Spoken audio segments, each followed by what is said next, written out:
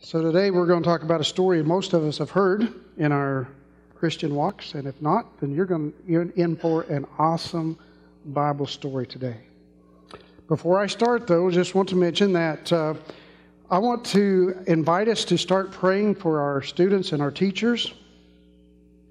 There's no light on. Is that important? There's 2 lights on. Does that help? All right. So we want to start praying for our students and teachers as they go back to school. And we're going to culminate this on September, I believe it's the 17th. We're going to join a worldwide group of people, churches, and other organizations around the world who are celebrating it. It's called prayforschools.com. So if you want to get online, you can look on there. But we're going to really focus on our teachers and students. And so the most important thing we have is our future, our children, and the most important people in their lives during this time of the year. I mean, students, the parents we're extremely important, and grandparents, but the teachers spend more time per day with a lot of these kids than parents do. So teachers and administrators, thank you so much. We're very proud of what you do, and we're thrilled that you are a part with us as we serve together. Are you ready? Next week. Now, one more commercial. Next week we start our series called Life-Changing Relationships. That's what we decided to call it. We're going to talk about relationships that we have, parent-child relationships, peer relationships, familial relationships, or relationships between brother, sister, so forth. Also going to talk about mentor relationships. We're going to talk about relationships in the workplace. So we spent the summer doing exactly what I wanted to do, just considering God and the Holy Spirit, and just spending the whole summer just enveloping ourselves and understanding God better, the Holy Spirit better. So the next step we're going to do is we're going to talk about us and how we relate to one another. We'll also talk about how we relate to God, of course. Are you ready? Here we go. One of the best stories in the Bible is from Matthew chapter 14, verses 22 through 33. It's also found in Mark. Mark gives some different information in the story than Matthew does. So you can go back and read them all. But let's start here. Are you ready? Follow along as I read. Right then, Jesus made the disciples get into the boat and go ahead to the other side of the lake while he dismissed the crowds. When he sent them away, he went up onto a mountain by himself to pray. Evening came, and he was alone. Meanwhile, the boat, fighting a strong headwind, was being battered by the waves and was already far away from land. Very early in the morning, he came to his disciples walking on the lake. When the disciples saw him walking on the lake, they were terrified and said, "It's a ghost." They were frightened and they screamed. Ah! Okay, now we'll go on in a minute, but I want you to get this picture that I have in my mind. Fishermen were the salt of the earth guys. They were the rough and tumblers. They were the ones that might get into a brawl sometimes. They weren't the elite. They were the blue-collar guys. And so in my mind, my warped mind, what I see when I see these fishermen is 12 biker dudes with beards down to here, wearing chains and leather, and they're screaming because they're afraid, okay? So I'm sorry, that's what gets in my mind when I see this picture. But we're going to talk about why they're so afraid that they would scream. We'll talk about it in a minute. Verse 27, as we go on. Just then, Jesus spoke to them, "Be encouraged. It's me. Don't be afraid." Peter replied, "Lord, if it's you, order me to come to you on the water." And Jesus said, "Come." Peter got out of the boat and was walking on the water toward Jesus, but when Peter saw the strong wind, he became frightened and began to sink. He shouted, "Lord, rescue me." Jesus immediately reached out and grabbed him, saying, "You man of weak faith, why did you begin to have doubts?" When they got into the boat, the wind settled down. Then those in the boat worshiped Jesus and said, "You must be God's son. Now, how long have you known the story? Did you hear it when you were in kindergarten or when you were in Sunday school, when you were a young child, and you heard this story? And now, if you're my age, when I was in kindergarten, they had things called flannel graph. Anybody remember those? And they had these little things they would cut out every week, I guess. And they have this big blue flannel graph, and they have a little boat, and there's Peter. I think they must have cut him in half to make him look like he was drowning. I'm not sure. But for some of us, maybe this is the first time we've heard the story. But I've heard it hundreds of times, maybe thousands of times in sermons, preached on it a time or two. But what I decided to do today was just take a fresh look of where we're at in our world, in our community, in our church, and just throw everything out. And let's just look at it from where we're at today, okay? So I think there's a lot of learning to do from this story. And so while this is a great story, it doesn't stand on its own. And that's a big part of what the story is. This takes place when Jesus was tired. Let's talk about what's leading up to the passage that we read. The disciples were tired too. They'd been grieving over John the Baptist. They'd just heard that John the Baptist had been murdered. So he's dead. They're grieving this. And so they tried to get away to be alone. And so they'd gotten into their boat and they'd sailed to a deserted place along the Sea of Galilee, or this big lake.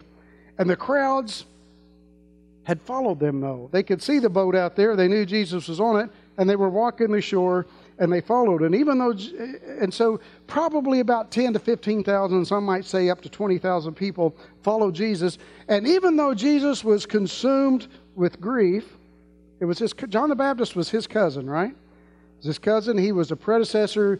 He knew that he was the one coming before him, and he was the prophet that was talking about him. So this very, very close relationship. And so Jesus must have been consumed with grief, but what happened was, all these people came as they come to the shore.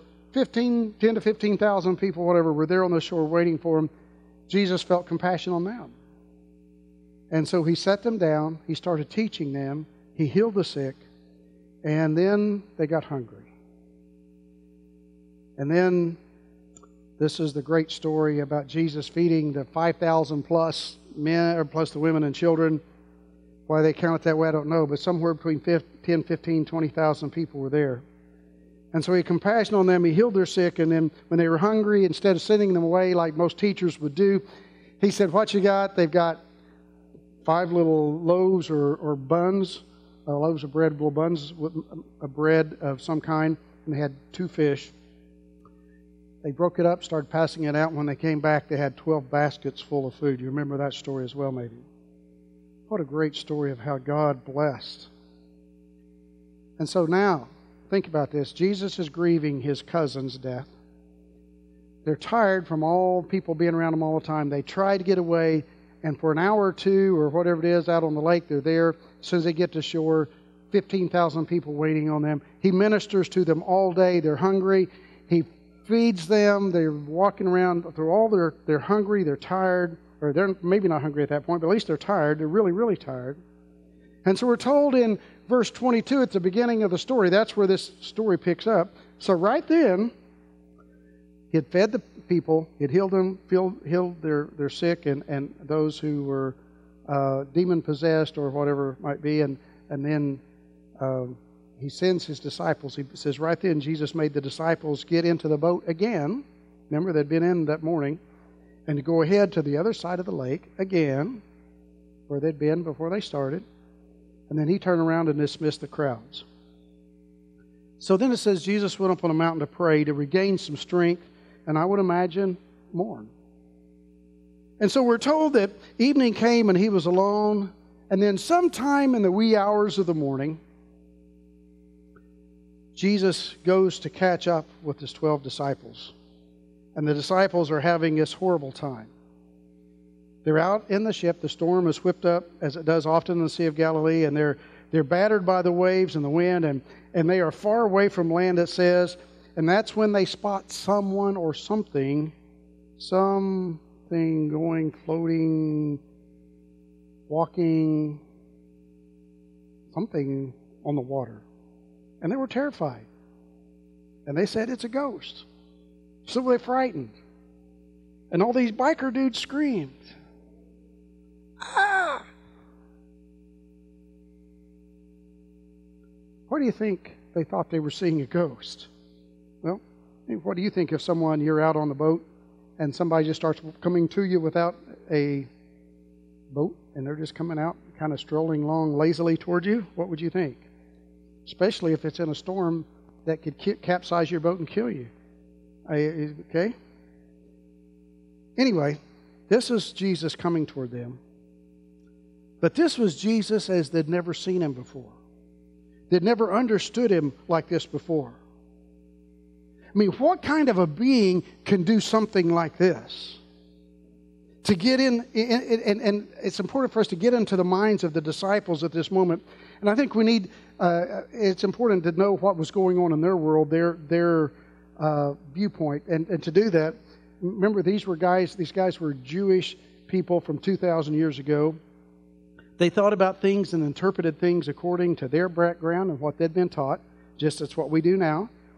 But that's what they did then. And so for these guys, water, as they're taught, large parts of water represented more than just a physical reality of H2O.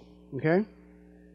Now, according to Karl Barth, which is a great 20th century theologian, he says that it was more than a mere reality. And he says that in Hebrew thought, he says this, the principle which in its abundance and power, this is the water, was absolutely opposed to God's creation. The opposite of God's creation.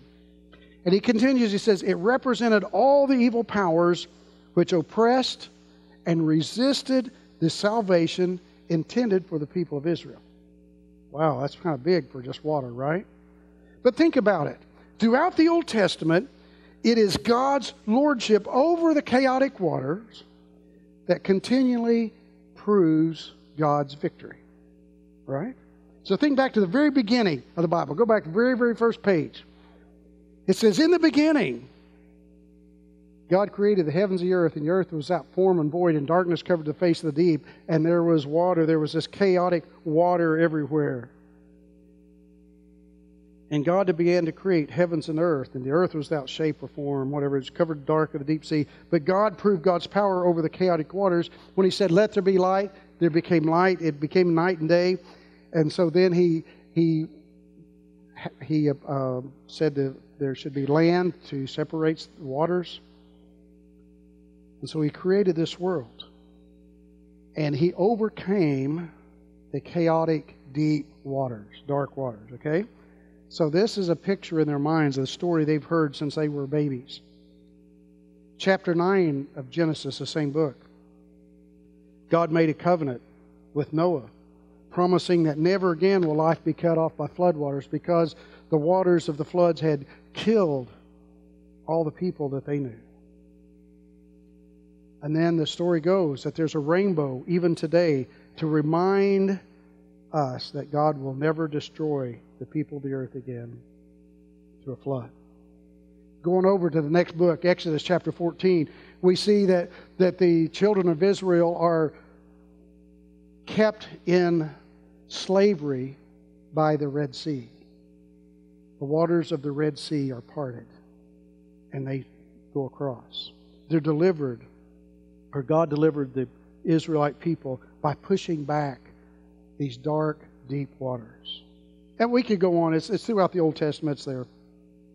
But the point is that when Jesus comes walking on the water, triumphing over the sea, shall we say, as the disciples are battling the elements, that's not what they see. They don't see a victorious Jesus coming over. What they're seeing is they're seeing the depth of the lake.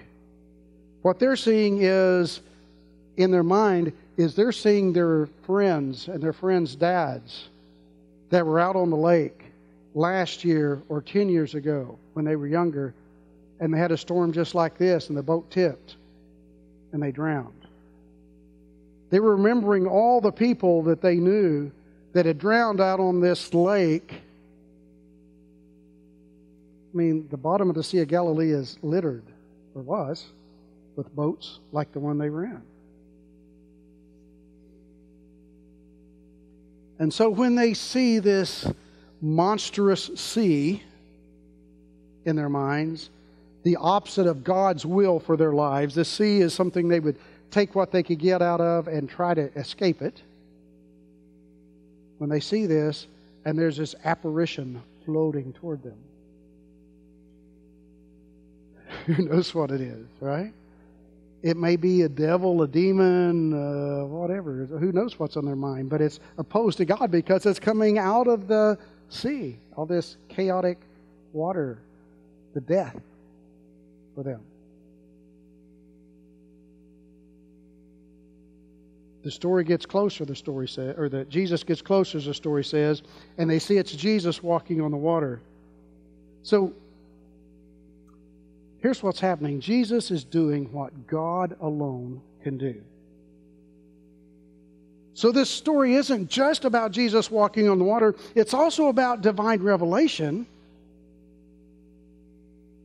Because, Jesus' words astounded his disciples he says, "It's me. Here I am. Don't be afraid. I'm here."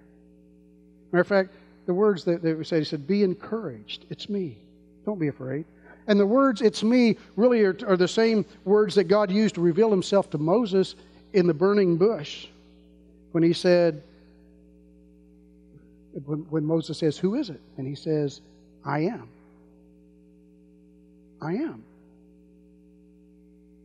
He's saying, "I am here.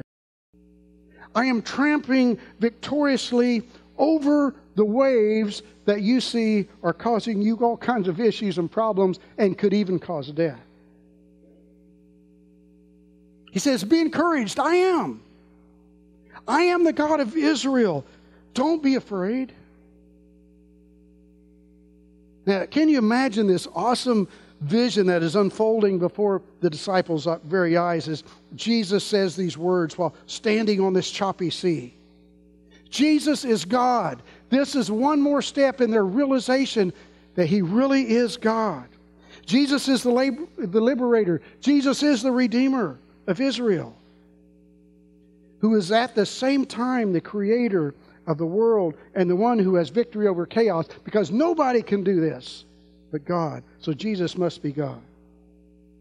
And that's Jesus' message in the midst of the storm on the waters. And it's Jesus' message to you and me in the midst of the storms of our lives today. His message is this: be encouraged. It's me. I am. Don't be afraid.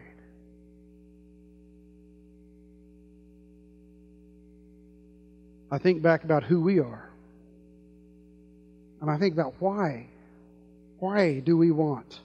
Why do we state every Sunday that we want to learn better how to follow Jesus? And why do we say every Sunday that we want others to invite our friends to join us in this journey? The reason is because Jesus has the power over the deepest, darkest, most chaotic disaster of your life. And Jesus has a power over the deepest, darkest, most chaotic disaster of your friend's life. That's why we invite them to join us. We don't always refer to Jesus as Savior, but here's the thing: Jesus does save us. He is our rescuer. How many times does Jesus say in the New Testament, "It's me, don't be afraid"? I didn't count, but there's a lot. You just go through, there's a lot of them in there. And we live in a world that is ruled by fear, right?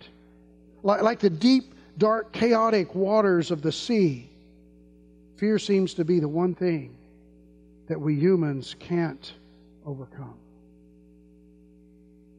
We're afraid of one another. We're afraid of getting old.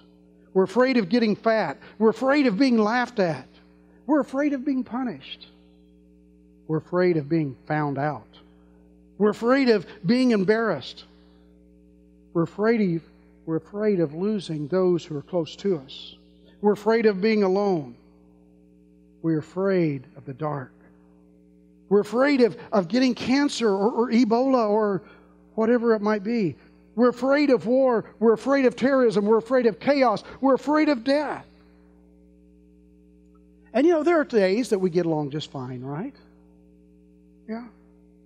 And then there are those days that come upon us when, with little warning, we are consumed with fear. And when this happens, it's dark and we have no idea what to do next.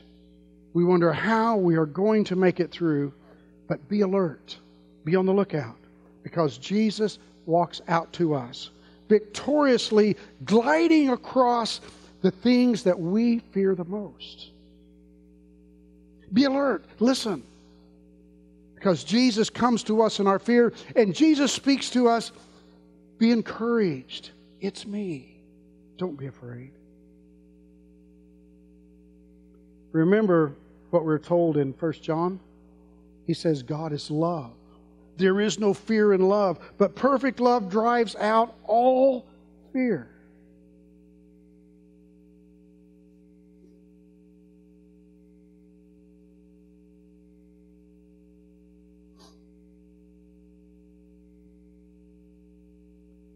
What are you afraid of?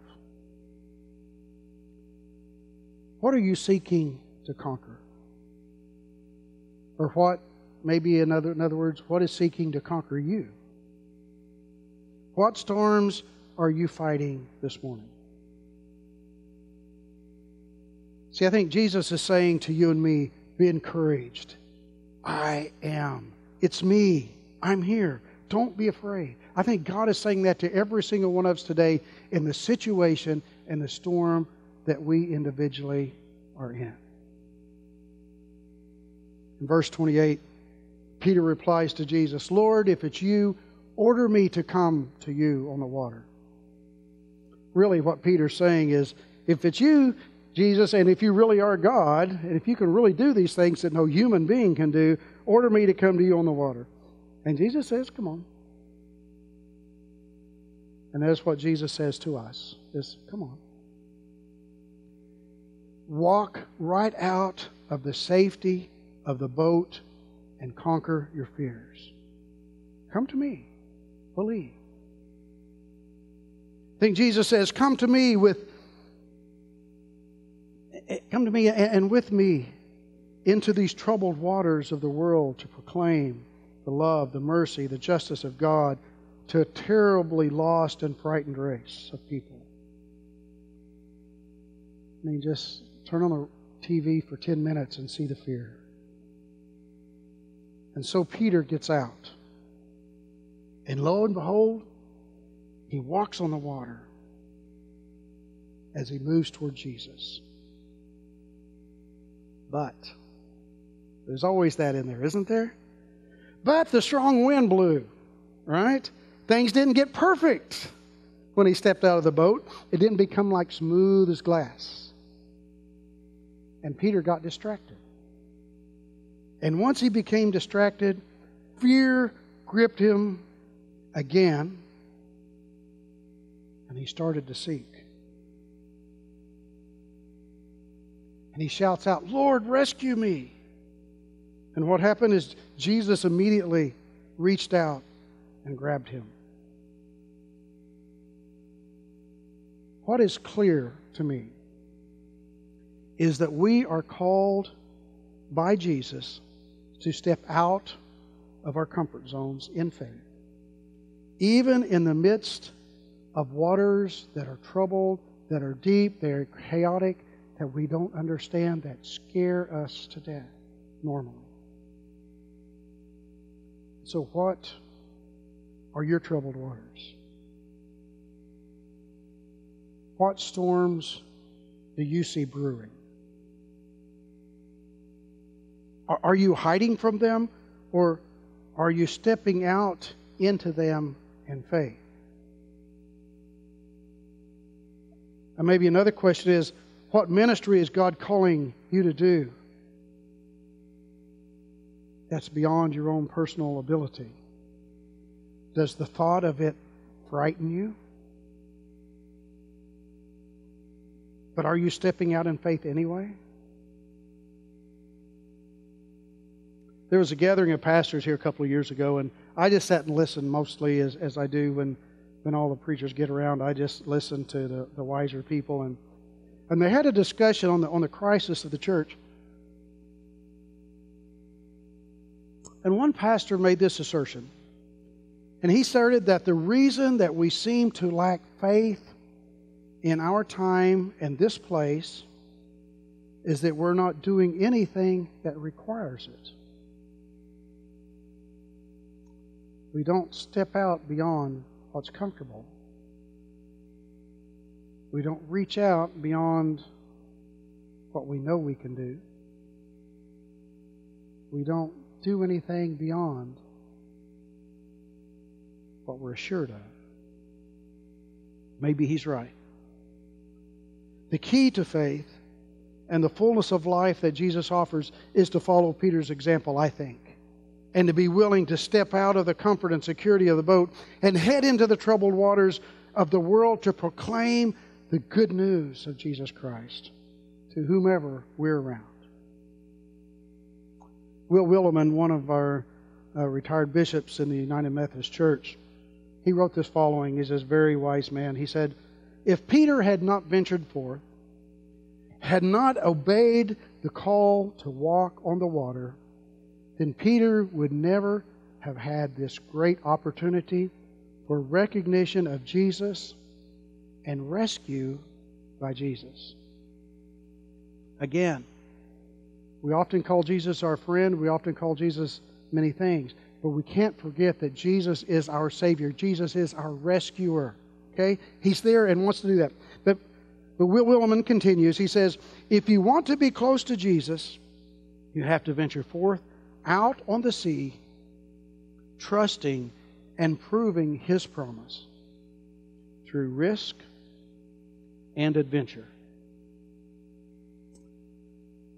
Now, getting out of the boat with Jesus is the most risky, the most exciting, and most fulfilling way to live life to the fullest. It is. And here's the thing. Jesus invites you to do just that. I'll close with this reminder. You know, sometimes when we step out beyond our comfort zone, we're stepping out and God has moved, God has done all these things for us. We look around and somehow we begin to fear again, just as Peter did. And we get lost in the turmoil. We get lost in what's going on. We get frustrated. We get afraid, or we get overwhelmed. Let me tell you that the one thing you need to do is to refocus on Jesus. Refocus on Jesus. Because Jesus is the one with the power over your situation. And God will rescue you.